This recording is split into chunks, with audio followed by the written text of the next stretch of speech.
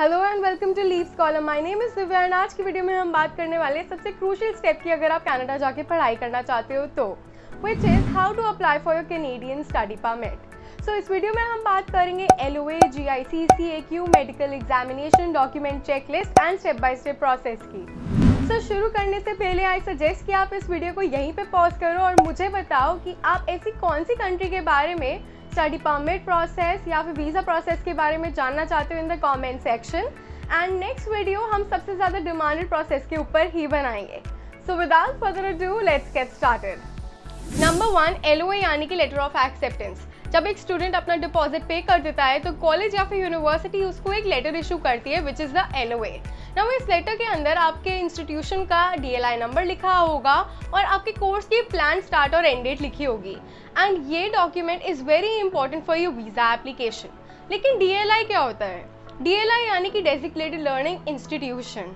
ना ये वो इंस्टीट्यूशंस होते हैं जो कि प्रोविंशियल और टेरिटोरियल गवर्नमेंट्स ने अप्रूव किए होते हैं to host international students. Study permit के लिए अप्लाई करने के लिए आपके पास एक एक्सेप्टेंस लेटर होना चाहिए from a DLI institute. Number 2, GIC यानी गारंटीड इन्वेस्टमेंट सर्टिफिकेट, जो कि एक शॉर्ट टर्म लिक्विड इन्वेस्टमेंट होती है for a year which is offered by the Canadian banks with a guaranteed return rate. GIC आप issue करा सकते हो कैनेडियन बैंक्स के थ्रू, जैसे कि Scotia bank, CIBC and ICICI bank Canada. Now GIC में एग्जैक्टली होता क्या है?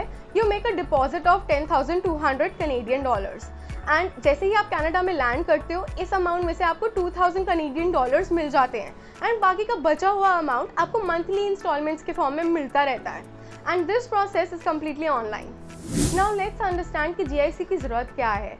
GIC बेसिकली एक श्योरिटी या गारंटी की तरह होती है फॉर द कैनेडियन गवर्नमेंट कि आपके पास सफिशिएंट फंड्स हैं पूरे 1 ईयर के लिविंग एक्सपेंसेस के लिए इन कनाडा।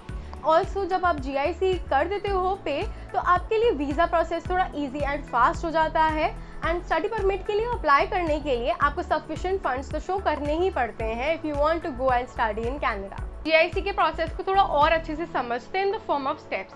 तो स्टेप नंबर 1, मान लो आपने वायर ट्रांसफर कराया था 10,200 कैनेडियन डॉलर्स का स्कॉशिया बैंक में in Canada. Let's just assume this. Now इसमें से 10,000 कैनेडियन डॉलर्स तो आपके स्कॉशिया बैंक इन्वेस्टमेंट अकाउंट में चले गए एंड $200 आपकी प्रोग्राम फी में चले गए।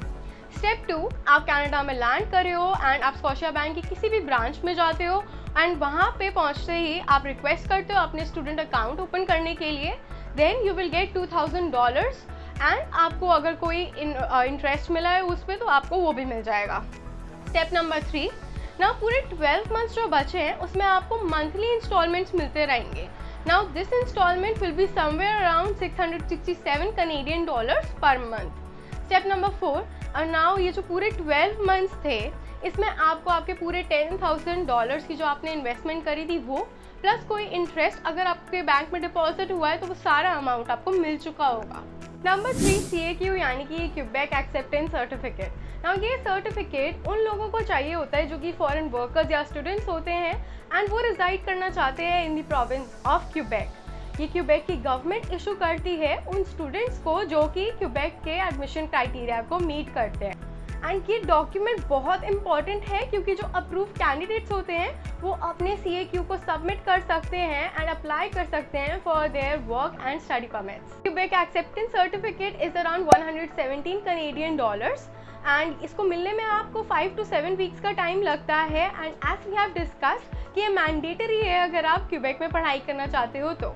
इसके लिए आप ऑनलाइन भी अप्लाई कर सकते हो एंड जो डॉक्यूमेंट्स आपको चाहिए होंगे to apply for your CAQ are LOA, passport and transcripts. Number 4, medical certificate. अपना मेडिकल टेस्ट आप उस मेडिकल फैसिलिटी से करा सकते हो जो कि अप्रूव्ड है बाय द हाई कमीशन।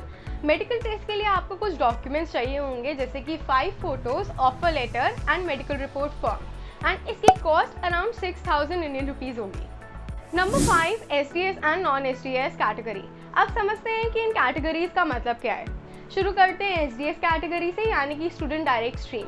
ये एक एक्सप्रेस वे एंट्री है to study in Canada and ये कुछ सर्टेन कंट्रीज़ के लिए ही लागू होती है जैसे कि इंडिया, चाइना, पेरू एक्सेट्रा।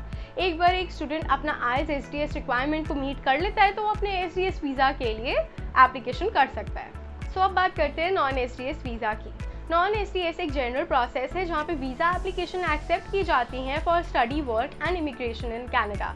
ये सारी कंट्रीज़ के लिए ओपन होता है एंड इसमें कुछ सेट ऑफ रिक्वायरमेंट्स होती हैं जो कि सबको मीट करनी होती हैं। ये एक ऑल्टरनेटिव की तरह भी यूज़ हो सकता है उन स्टूडेंट्स के लिए जो कि एसडीएस वीज़ा रिक्वायरमेंट्स मीट नहीं कर पाते, तो वो नॉन एसडीएस वीज़ा फाइल कर सकते हैं। सो एसडीएस कैटेगरी की रिक्वायरमेंट्स देखते हैं। इसमें IELTS is mandatory, 6/6 for undergraduate programs and 6.5/6 for postgraduate programs. GIC इसमें मैंडेटरी होती है एंड 1 ईयर की ट्यूशन फ़ी देनी होती है। डॉक्यूमेंटेशन इसमें कम चाहिए तो प्रोसेसिंग भी इसमें फास्टर होती है एंड जो इंस्टीट्यूट आपने पिक किया है वो DLI ही होना चाहिए। नॉन एसटीएस कैटेगरी में PPT एंड TOEFL भी एक्सेप्टेड होते हैं। GIC मैंडेटरी नहीं होती, मिनिमम 6 मंथ्स की ट्यूशन फी सबमिट करानी होती है। इसमें डॉक्यूमेंटेशन ज़्यादा होती है तो प्रोसेसिंग टाइम भी ज़्यादा लग सकता है। Number 6, document checklist. SDS category के डॉक्यूमेंट्स आप स्क्रीन के ऊपर देख सकते हो एंड नॉन एसडीएस के लिए कुछ एडिशनल डॉक्यूमेंट्स चाहिए होते हैं, जैसे कि proof of funds, education loan लिया है तो उसका proof, payment receipt from the college. GIC is optional, but अगर आपने PT या TOEFL दिया है तो उसके स्कोर कार्ड, 3 मंथ्स की bank statement of your sponsor, form 16 और ITR। सो अब स्टेप्स देखते हैं फटाफट अपने वीज़ा अप्लाई करने के लिए। स्टेप नंबर 1, अपना डिपॉजिट पे करो और अपना LOA ऑब्टेन करो। अगर आप क्यूबेक जाके पढ़ाई करने वाले हो तो अपने CAQ के लिए अप्लाई कर दो, क्योंकि प्रोसेसिंग में कई बार टाइम लगता है, एंड अपना फर्स्ट ईयर की ट्यूशन फी पे कर दो। स्टेप 2, अपना मेडिकल टेस्ट करवाओ और अपना GIC के प्रोसेस को स्टार्ट कर दो। जो भी रिक्वायर्ड अमाउंट है for your GIC, transfer it to your Canadian bank account and अपना GIC ऑब्टेन करो। स्टेप नंबर 3, एक बार आपके पास ये सारे डॉक्यूमेंट्स हो गए कलेक्ट, आप इस फॉर्म IMM 1294E को फिल करो एंड इसके साथ आप अपना स्टेटमेंट ऑफ पर्पस भी अटैच कर सकते हो to show your intent to study in Canada. Step number 4, ये सबसे लास्ट स्टेप है, आप अपने सारे डॉक्यूमेंट्स को कलेक्ट करो एंड अपनी एप्लीकेशन को सबमिट कर दो। Student permit application process simple तो है लेकिन लंबा भी लगता है। अगर आपको कनेडियन वीज़ा या फिर कनेडियन स्टडी परमिट के रिलेटेड कोई डाउट्स हैं तो आप मुझे कमेंट सेक्शन में ज़रूर बताना। I hope you like this video. Until next time, bye.